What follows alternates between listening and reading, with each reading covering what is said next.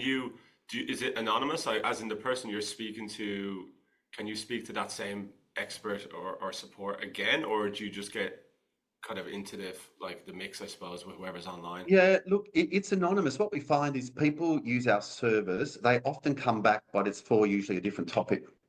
So we don't try and get an attachment to a particular person. Rather, we have that philosophy that all our peer workers have that ability to be able to use content or lived experience to be able to talk to that young person via text, or we refer them to where they should go. So if we can't help them, I think one of the best beauty about the mental health sector is there's so much going on. We usually can find the right place where they fit if we can't help them.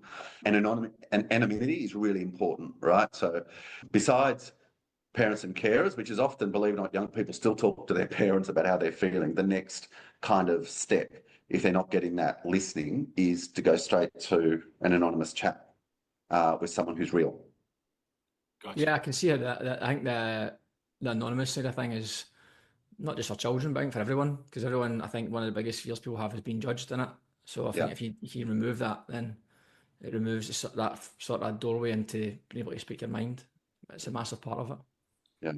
What I like about that as well, because I struggle. I have depression, anxiety, and panic attacks, and what was going through my head is you were explaining that, let's say you're in school, you can just nip to the toilet, message someone and maybe get a bit of assurance, because sometimes when you're in that moment, it's hard to get away from it and then to get that immediate help. So I think that's you've certainly hit on the nail on the head there with that kind of thing. In terms of, you mentioned kind of boys, I mean, how is it factoring with the youth